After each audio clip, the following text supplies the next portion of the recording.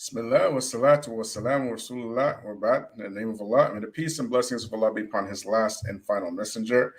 As to what follows, family, friends, foes, haters, and hateettes, welcome back to the Feachaz. I greet you all in peace and love with no hatred in my heart. Assalamu alaikum wa rahmatullahi wa barakatuh. So before we begin, please like, please subscribe, please share, and please hit me up on Patreon. As you know, we got a lot of haters up in here. And family, today's topic, again, it's another very important topic, and it's something that we cannot stress enough. And this particular topic, walaikum salam wa rahmatullahi wa barakatuh, Sister Tika, hayakallah. Walaikum salam wa rahmatullahi wa barakatuh. And this particular topic is something that Muslims have to realize about the reality of the time and the place that we live in and its relation to our existence as Muslims. Walaikum salam wa rahmatullahi wa barakatuh, Brother Chandra. How are you doing? Hayakallah. Hayakumullah. So now, when we are speaking about Western colonial and imperial powers, we're not talking about some people who have an ounce of the sense of justice, because these are devilish people. Walaikum salam wa rahmatullahi wa barakatuh, Brother Gajipo. Hayakallah. Brother Bilal, how are you? Hayakallah. Hayakallah.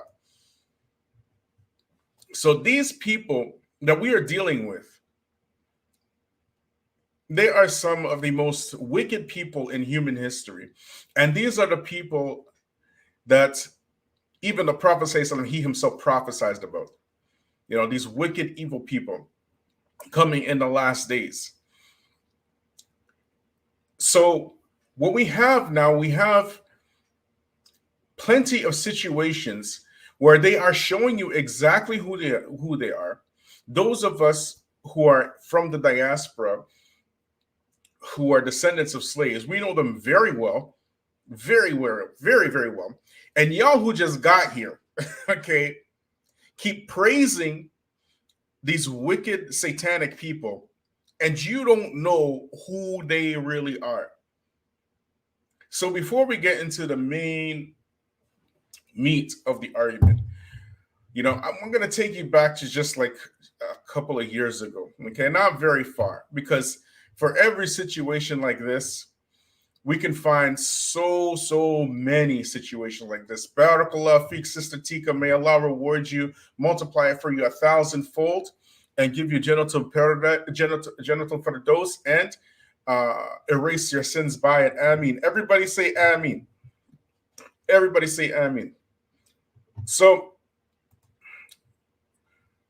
we're going to go back in time. Okay, not too far in time, because believe me, these situations, they just don't stop coming, and they will never stop. They will never stop unless we, the Muslims, take the bull by the reins and make it stop, because we are the ones who are the witnesses over the earth, but we are acting like a bunch of pussified, petrified, you know, over effeminate house Negroes. I'm sorry, I don't know how else to put it, man. It's like, it's insane. It's just insane. But we're gonna go back just a little bit in time. So y'all remember this. Derek Chauvin was sentenced to 22 and a half years in the death of George Floyd, correct? We all remember that. We remember because his murder of George Floyd sparked international protest, not just national, international protest for months. And the vast majority of the protesters just happened to be white people, which shows that there is a disgust in the hearts of human beings who have their fitra, you know, at least something from the fitra in their heart still, against white supremacy and colonial powers. You understand? They themselves see the evil in it. They themselves see how wicked and evil white supremacy is. So internationally, it caused protest all the way even in Japan. Okay, in Japan they were protesting for George Floyd. In Syria, war-torn Syria, they're making murals of George Floyd. That's how much this murder touched the world. You understand? And some of your Muslim elite showed the world exactly where they stand with George Floyd as well. Where they said that we saw some of our Muslim brothers standing together for issues of race rather than religion. Remember that? Remember that. Even though the majority of the protesters internationally were white, they had no work for them. It was only black people that they had something to say about during these protests. But the point is that he was sentenced to 25 and a half years. That's the whole point. Y'all hearing me? The whole point is that he was sentenced to 25 and a half years for the death or the murder of George Floyd. Jazakallah khair, brother Bilal. May Allah raise your rank in Jannah and forgive you your sins and multiply it for you 1,000-fold. Ameen. Everybody say Ameen. Everybody say Ameen for brother Bilal. Hayakumullah. So now I'm going to show you something else. Okay? I'm going to show you something else.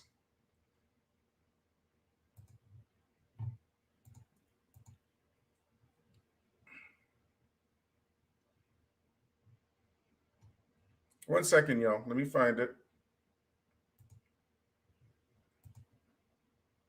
Black man serving a life sentence for stealing hedge clippers.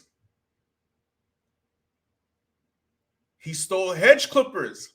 Granted parole after nearly 24 years in prison.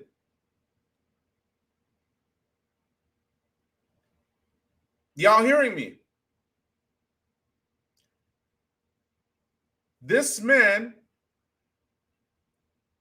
no matter what happens to Derek Chauvin, if he carries out his full sentence, which chances are he's not going to carry out his full sentence. We know that. He'll probably get off of parole or something.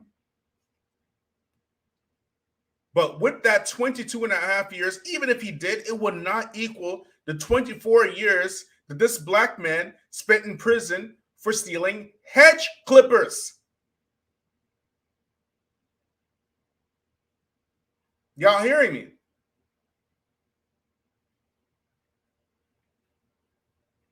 I want to build the argument first about why Babylon must fall. Let's build it up first. Let's talk truth today. Let's speak the truth today.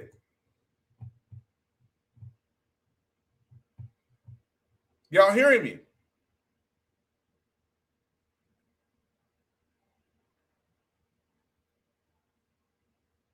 Derek Chauvin, who murdered a black man, took the life, snuffed the life publicly and slowly, got a 22 and a half year sentence. And a man who stole hedge clippers served 24 years. And some of your Muslim elite sign off on this.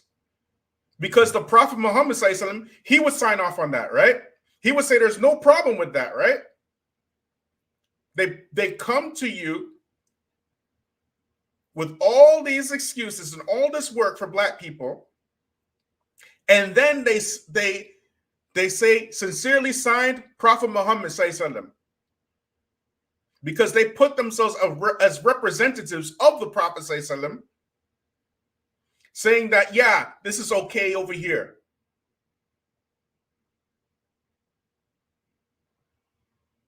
Y'all hearing me? We're not done yet. Let's look at this.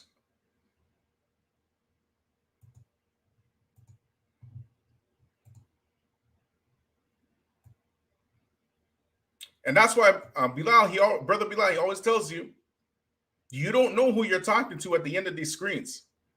You don't know. You don't know if they're Muslim or not, or if they're what you call it. What are those people called? The people who provocateurs. You don't know if they're provocateurs. You don't know these people. Let's look at this now.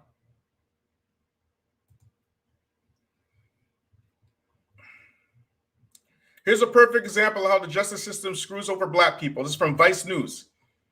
Okay. A black woman in Ohio will spend more than a year in prison while a white woman who stole more than 6 times as much money only got probation. Both were sentenced last week in Cuyahoga County, Ohio, for being charged with stealing funds from respective employers. Carla Hopkins, who is black, received 18 months in prison for a single count of felony theft in office for stealing more than $40,000 over 11 months. On the other hand, Debbie Bosworth, who is white, will only spend 2 years on probation. 2 years on probation after being charged with 2 counts of felony theft and 20 other charges, including records of tampering and money laundering for stealing $248,000 from her employer.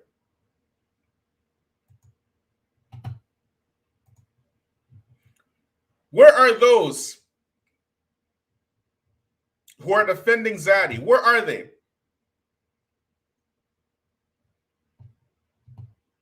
Where are those who are defending Zaddy? Bring them. Come and speak.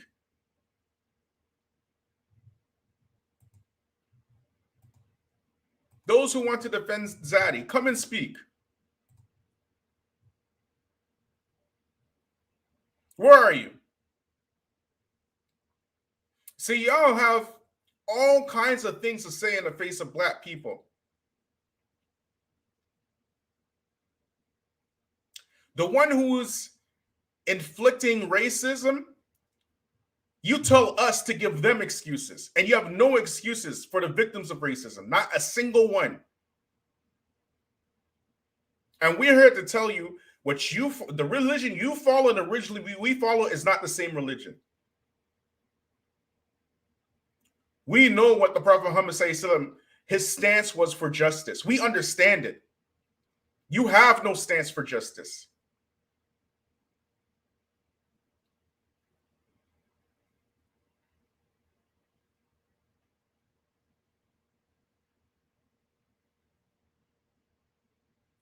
Let's continue.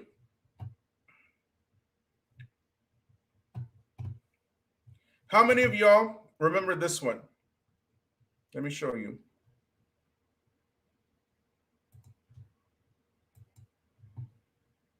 We coming in hot today.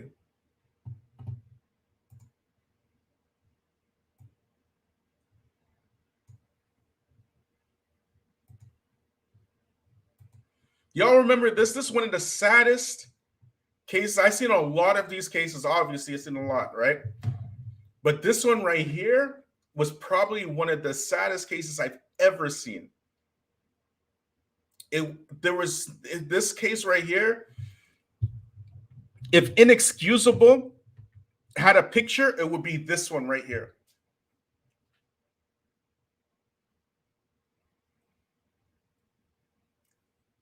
Not very many cases, I mean, you see these cases, sometimes you get an emotional response, but this one right here is just absolutely crazy. Absolutely crazy.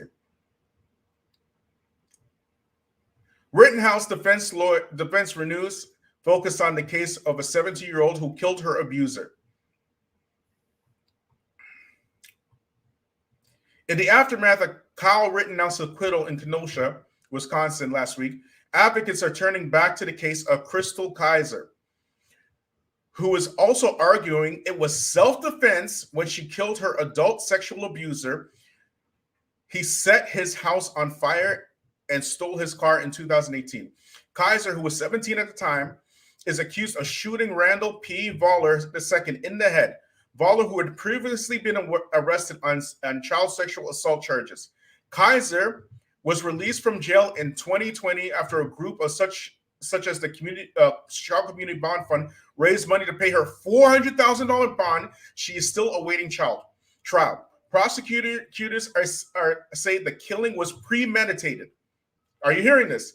But what's notable in this case is that Kaiser's lawyers are invoking self-defense argument that has never been used in a homicide case in the state before.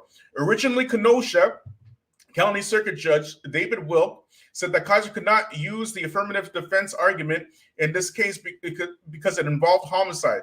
But Wilk's decision was overrun by an appeal by an appellate court that ruled that per state statute, Kaiser can argue affirmative defense if her attorney can show where her actions were against Voller were a direct result of the trafficking she experienced. The Wisconsin Supreme Court is currently reviewing the case. What protesters are saying, okay? Protesters spent the weekend chanting the names of Rittenhouse victims as well as Kaiser's.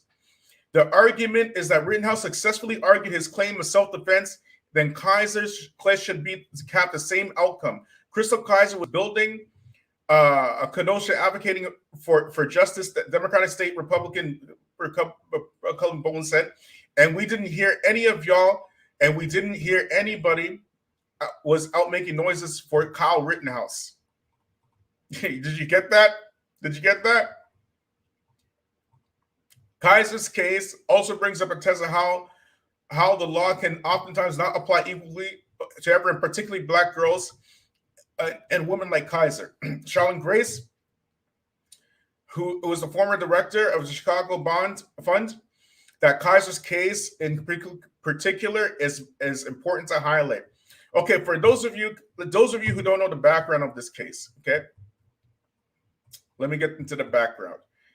Right, this man, Randall P. Voller III, was a sexual predator, and he would traffic young Black girls, specifically Black girls. He said that he sought Black girls specifically because he knew that if a Black girl went to the police about him, that the chances are the case will get thrown out. So he targeted Black girls, young Black girls specifically, runaways, these type of things, girls with trauma. He was seeking them out. You understand?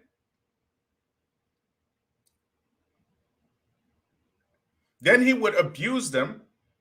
And it's alleged also he killed some of these young girls. And this young Black woman, you can look it up. I mean, this case is so sad. It's so sad.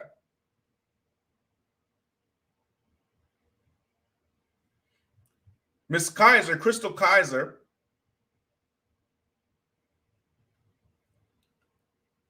basically killed this man to try to get away from him after being abused, trafficked, you name it. 17 years old.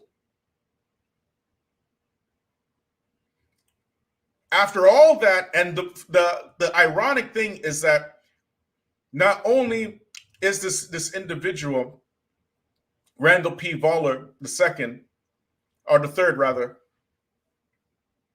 not only do the police know about him, he has a record. He has a record for sexual assault, all kinds of craziness. They know his record. They know his MO very well. But they still ended up charging this young Black lady for murdering this animal. Okay? Now I want to show y'all something. Just give me a second here. Let me pull it up.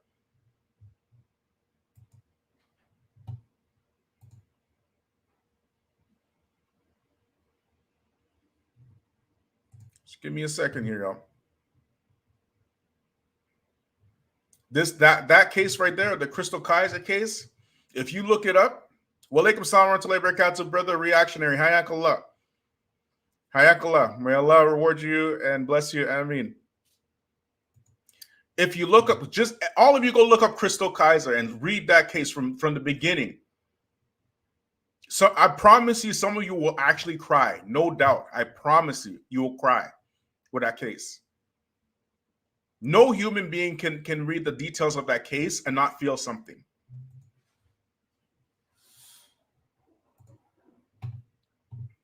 Now I'm going to show you something. You think it's jokes.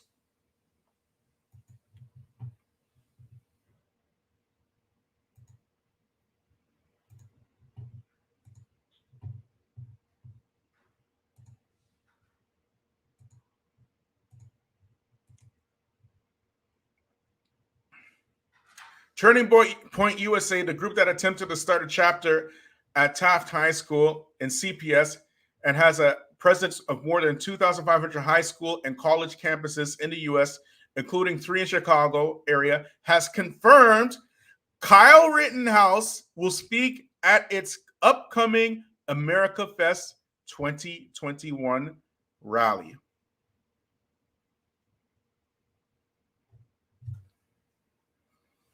Are y'all seeing this?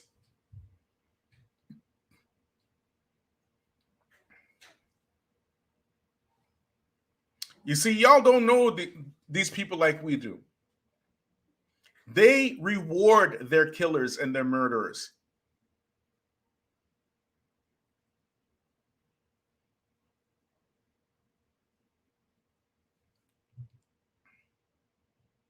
Kyle Rittenhouse, 17 years old, whose only claim to fame is that he brought, illegally, mind you, an AR-15 to a protest from almost, I believe it was like how many miles away from where he lives, and shot and killed 2 people and injured a third. That's his only claim to fame. And now they're rewarding their killers by putting them up on platforms. But anyways, Walaikum salam wa rahmatullahi wa barakatuh, brother Islam in perspective, hayakallah. Oh, believe me, they sleep well, brother Bilal. They sleep very well. Don't get it confused. You see, what y'all got to understand is when y'all are crying and protesting and all this kind of stuff, that is fuel for them. You know what I mean? For them, that is like energy. It's like something that says, yeah, we're doing a good job. We're doing what we're supposed to. Your tears are our happiness. We're not talking about human beings here. We're not talking about mankind here. We're talking about kinds of men. We're not talking about human beings. We're talking about human-like beings. You know, the Prophet something he mentioned about the people with the hearts of shayateen in the bodies of men. That's these people. You understand? They're human-like beings. They're kinds of men. When you see them, they look human. They bleed like a human. They talk like a human, but it's not a human. It's something different. You are talking about people who have no problem and will not even lose not a split second of sleep of murdering your mother and your child and go home and sleep well the next day.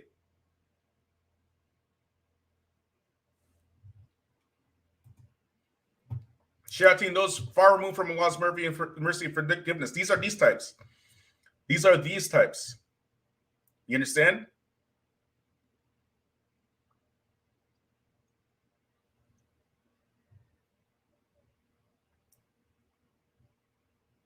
These are the type of people we're talking about. You're talking about almost a 5-century resume of this stuff. And they don't change. All they do is they modify their treacherous, murderous behavior to make it more palatable for the people so that they don't feel the brunt of rebellion. You know, so shayateen min al-ins. Exactly. That's exactly what they are. They're human-looking people, but they're not actual humans. You feel me? So what brought us here today? What brought us here to say that Babylon must fall? What brought us here to say that Babylon must fall? And Babylon must fall, indeed.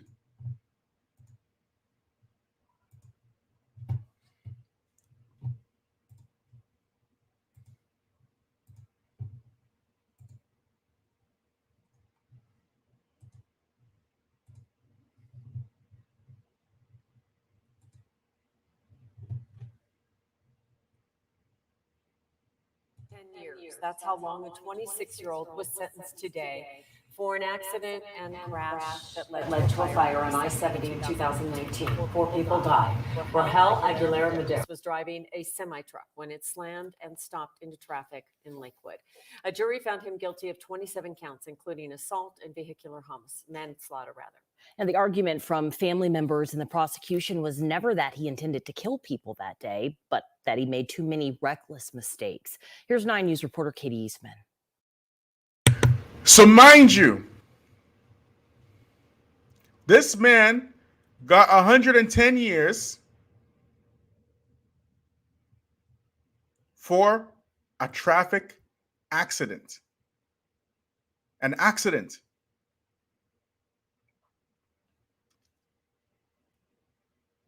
Something that was not intended to happen. It was an accident. 110 years. Let's watch, people.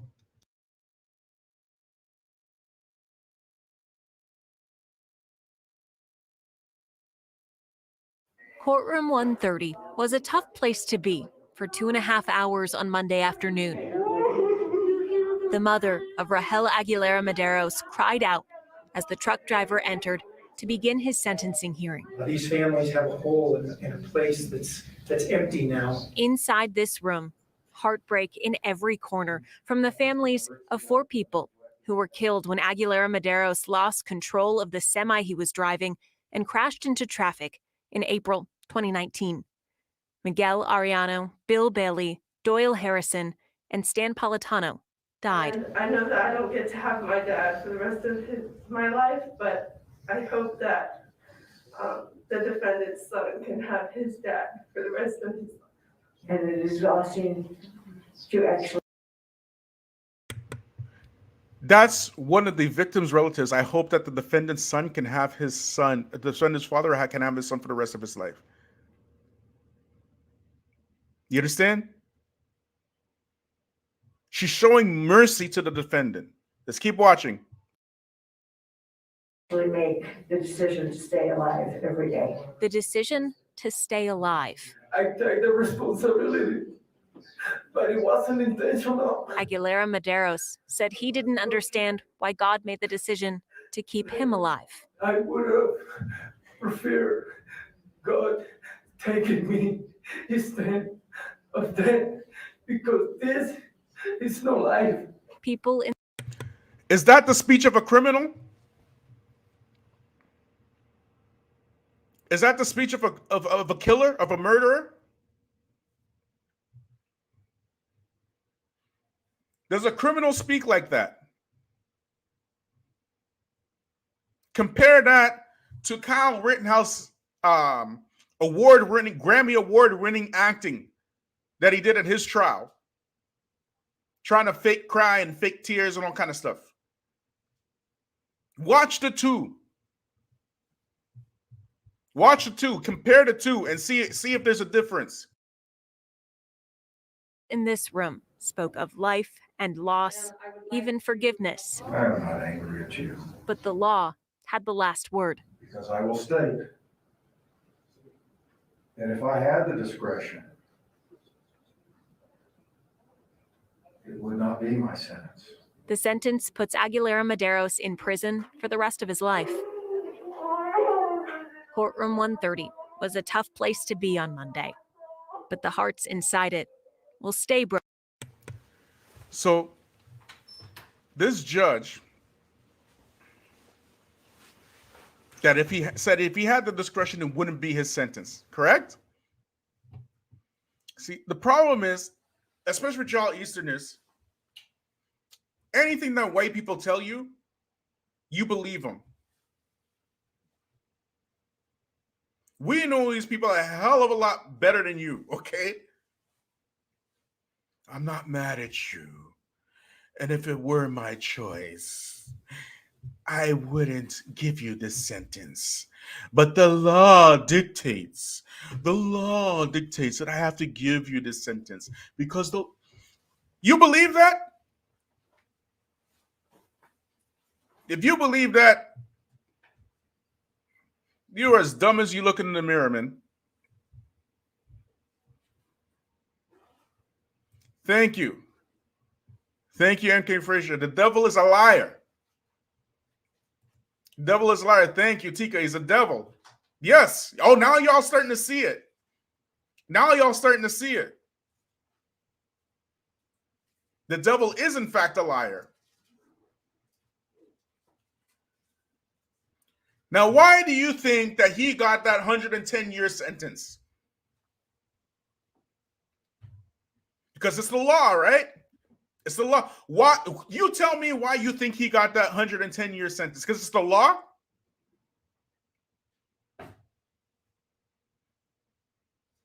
Because it's the law? The amount of white drunk drivers that be killing people left, right, and center? They have to do riot campaigns all over the states and stuff. But this time, it's the law?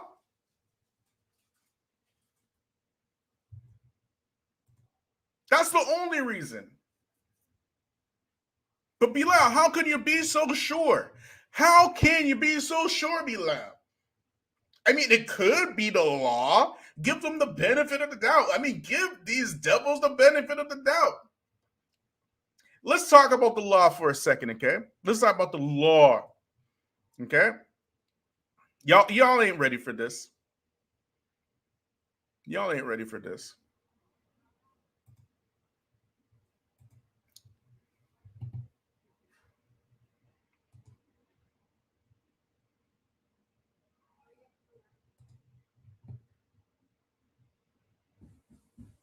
One second. Let me pull this up for y'all. Think it's jokes. You think it's jokes, man.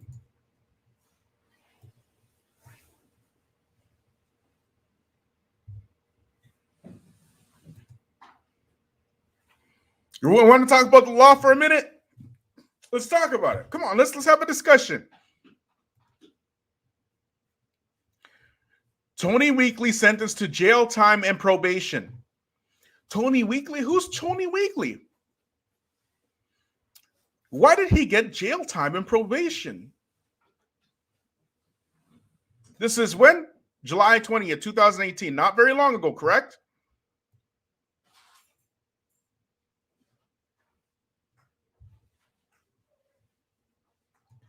A judge showed leniency. Who showed him leniency? Who showed this white man leniency? It was a judge, right? A judge showed leniency to a Florida truck driver Friday because the families of 6, not 4, 6 people killed asked him to. How many? The families of how many people killed? 6 people asked the judge to show this white man leniency. Okay? Friday, Judge Richard Birch sentenced Tony Weekly Weekly had pled no contest to 7 charges. 6 of them are motor vehicle homicide charges. He gets 30 days in jail for doing what? Killing how many people? 6. On each motor vehicle charge for a total of 180 days. He gets credit. So get this. Credit for time already done. Okay. Weekly also gets 24 months probation and has to complete a victims impact panel and is set to pay a $100 fine for reckless driving. Y'all play too much. Y'all play too much.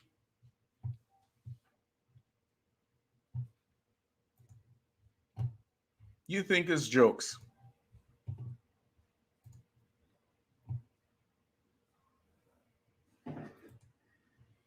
Y'all play too much. And might I remind you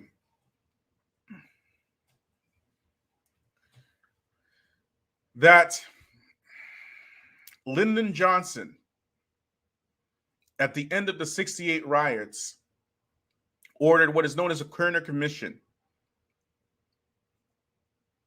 And at the end of that study, because he wanted to know why Black people were setting America on fire. He wanted to know, like, why are the Negroes angry? Like, why? We love the Negroes. SubhanAllah. Remember that? We love you Negroes. Why are you so angry? Lyndon Johnson wanted to know why they're so angry too. And what did the Kerner Commission come back and say? What did they say? They said in this commission that America is divided into 2 countries, separate and unequal. One white, one black.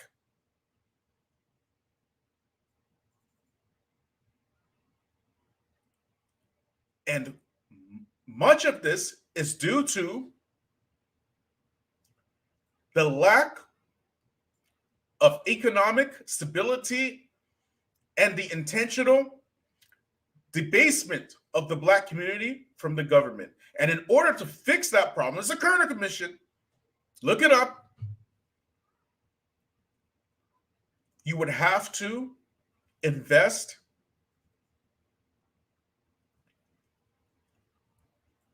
an enormous amount of resources into the Black community and tax white people in order to do it. Shortly after that Kerner Commission, the money that was supposed to go into the Black community went where? Where did it go? Where are my day ones? Where did the money go? The money that was supposed to go to the Black community after the Kerner Commission. Where did it go? At the time of Richard Nixon. Who knows?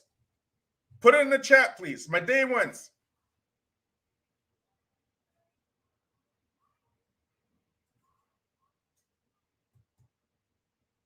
Put in the chat if you remember.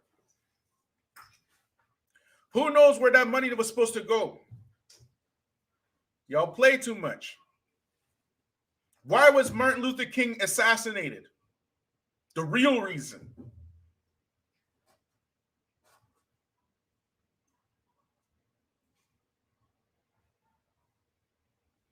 Sister Tika says to white people, it gets deeper than that. It gets deeper than that. Do you know where that money went that was supposed to go to the Black community? And this is what set Martin Luther King on fire, which is the real reason why he was assassinated by the very same American government who said that they loved him.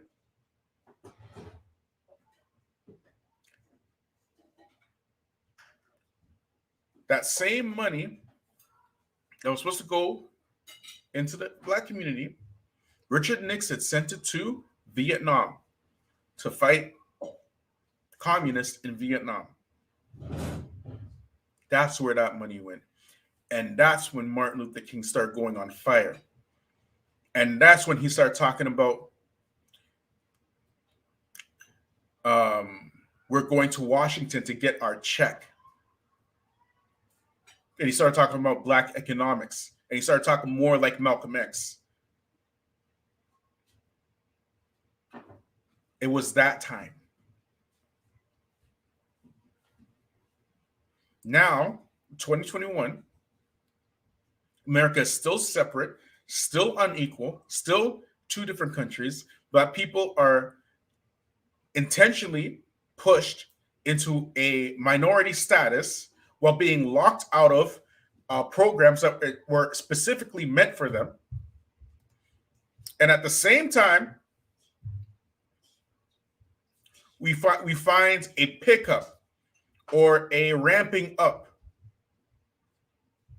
in terms of the frequency and the veracity of white supremacist laws internationally because of Donald Trump.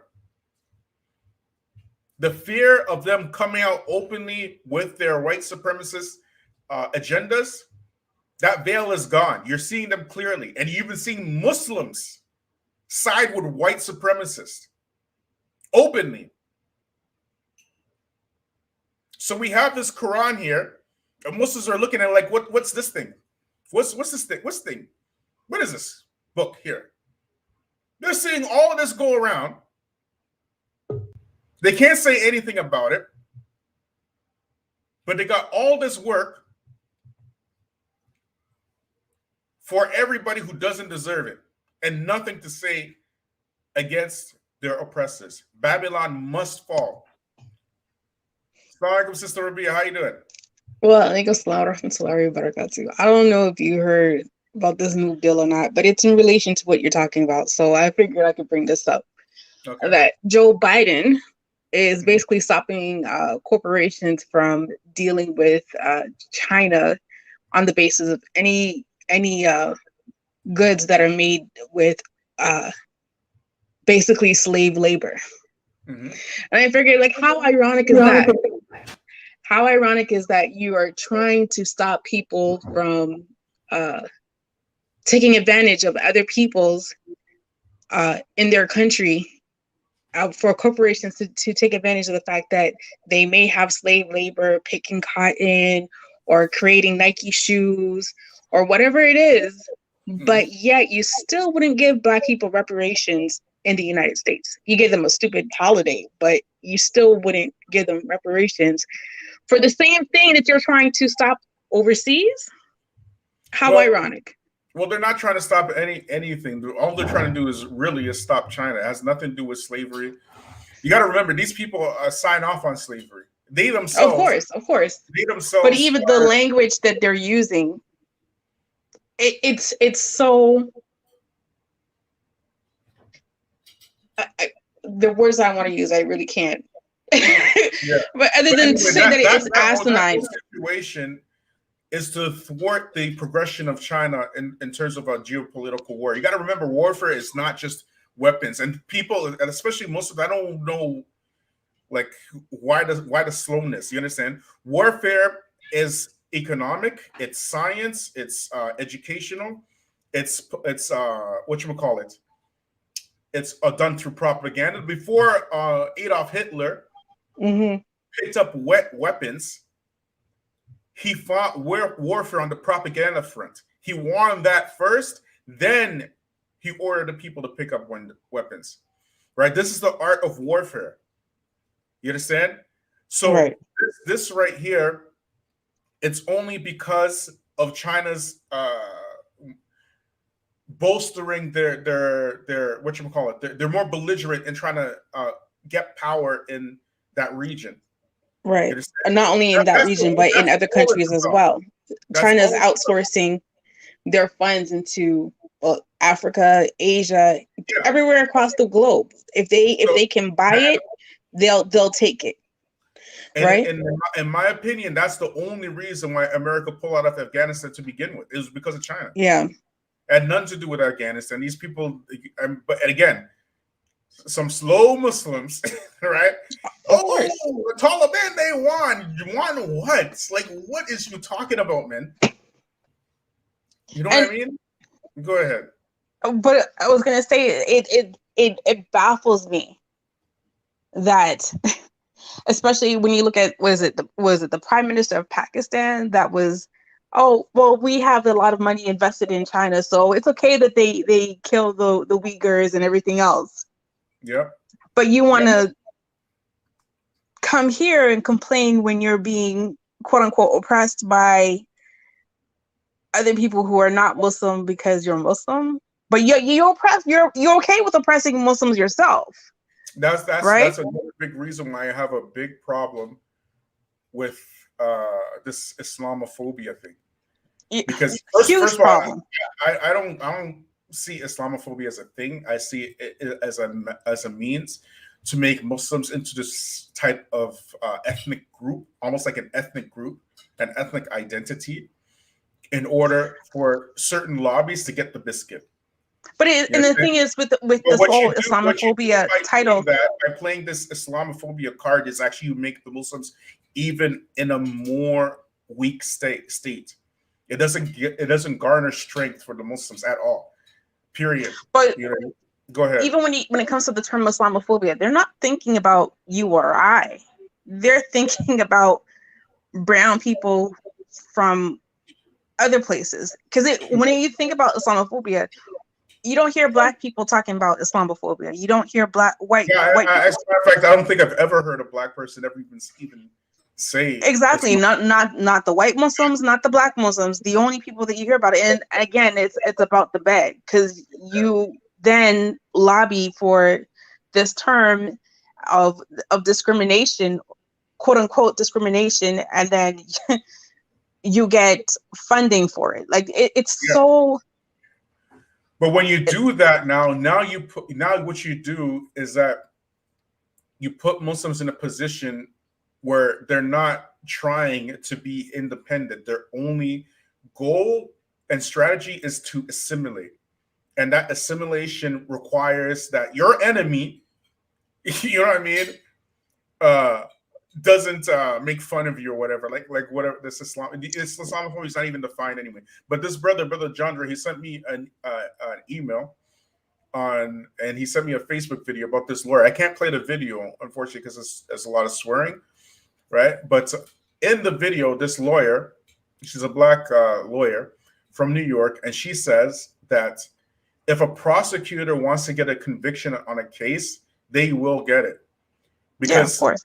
Because the prosecutors are the ones who kind of build the case, and they do it independently of the defense. So they build everything, right? And she was saying that the reason why Kyle Rittenhouse didn't get convicted is because the prosecution didn't want a conviction, right?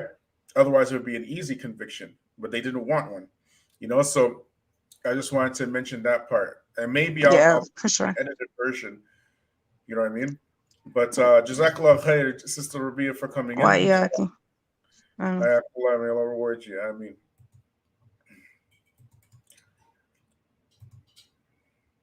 so I'm going to close it up in a minute, inshallah.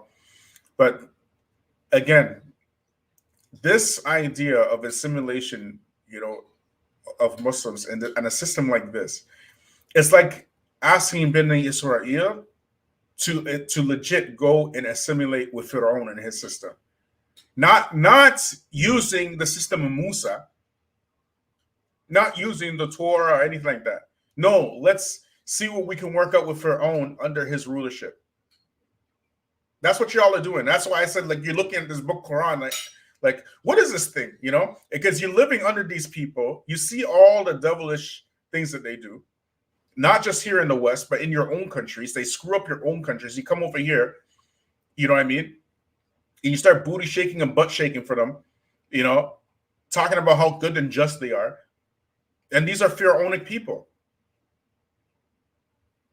These are Pharaonic people. Like, look, what is you talking about? You know what I mean? But Jazakallah khair, guys. Thanks for coming on.